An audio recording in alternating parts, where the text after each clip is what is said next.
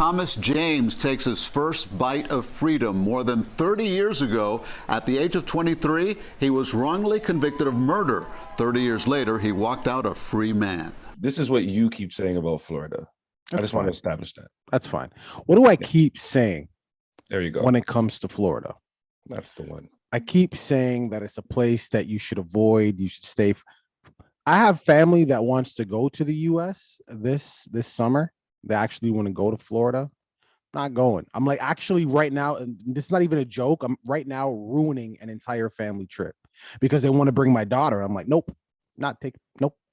This is, I don't just say all this stuff just for camera. I live this. Right. Florida is not a place that I want to go to. And if I could prevent someone who I care about from going there, then I will do that. So more evidence to the point.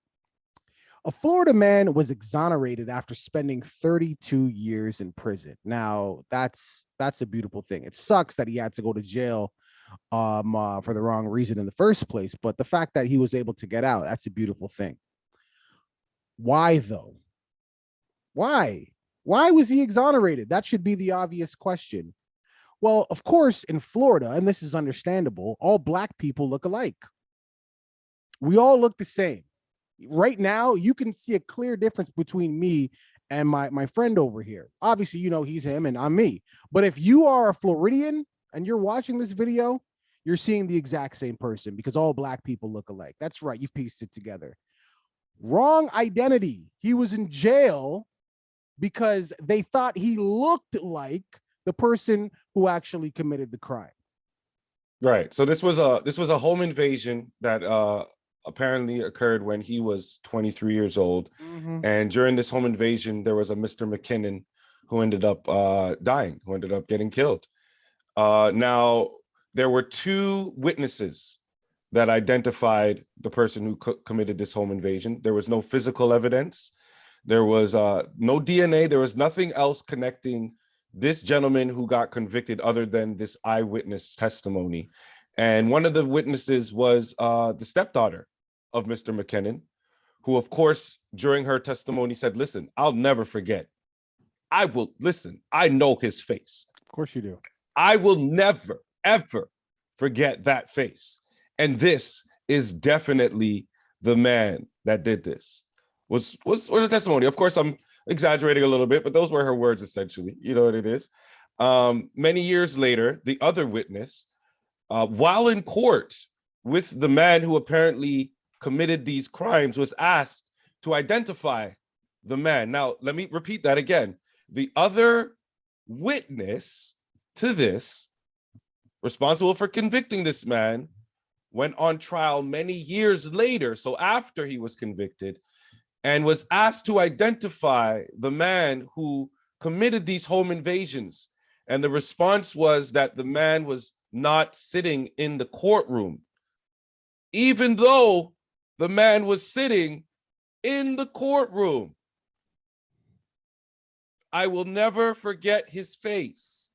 Let's not forget his name either. Thomas Raynard James. Go ahead.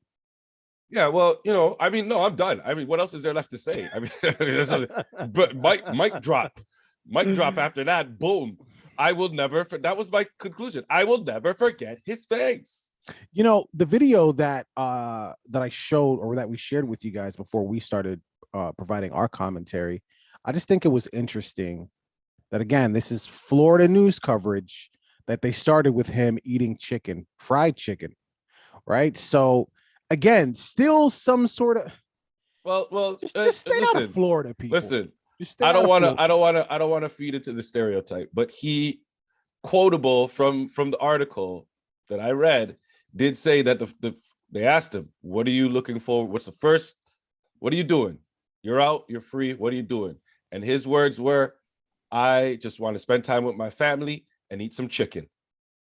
You know, I get that, but that doesn't mean they have to publish it, or at least the whole thing. Because again, I lean heavily on, based on this case, and I know it sounds like I'm generalizing, but the evidence is now mounting. But based on this case, Floridians see all black people the same. So they already have a bit of a stereotype, right? when it comes to us. The fried chicken, you don't need to add that. It doesn't need to be added. You know what I mean? Because now other Floridians are going to be like, well, I could see how they would have made that mistake. He's eating the chicken. I'm sure there's watermelon somewhere back there.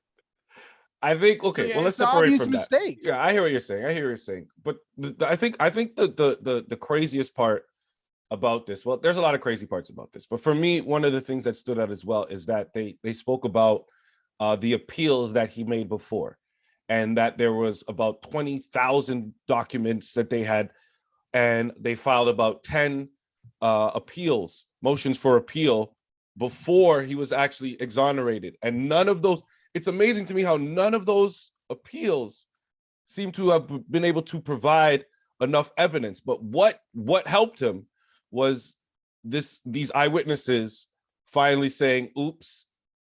Well, again, this is the thing. When you say provide enough, nothing else connected into this thing. Like, yeah, when you say the appeals, none of the appeals could provide enough evidence. Really, just they couldn't even. The appeals didn't even like motivate them enough to even just say, "Hey, look again."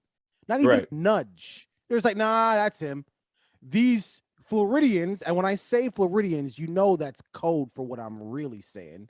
The McKinnons, they said no, he did it, and that's enough. Evidence be damned. They said it. That's enough. Look at him. I mean, look at him. He had to have committed a crime. Exactly. So now keep that in mind.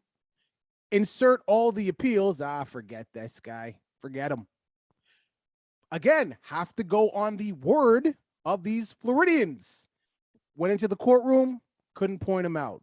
So their word, their testimony put him there, and their testimony got him out. None of the appeals motivate him to even look to it was big. That's what I'm saying. Florida's not, it's not for us, man. It's just not. It's not where you want to be if you look like us. It's different. And honestly, and I'm not even trying to say it's our Caucasian brothers and sisters who are from Florida. I'm not trying to say that they're the only problematic citizens of that state. Oh, no. There are lots of Floridians who look like us, insert Kodak Black, who are very in the head, right? So it's just that whole state. Something's in the water. Like you said the other day, it's the heat. Just, again, this is a PSA, public service announcement. Stay away from Florida. That's all I'm saying. I got nothing else. I don't. And I'm happy he's out. I'm very happy he's out. Should have never been there in the first place, though. Viewing public, what are your thoughts on this? Have I offended you? If you were from Florida, would you be offended if you heard this segment? Or would you be like, man, he got us. That is us. Leave it in the comments. Don't forget to like and subscribe. Deuces.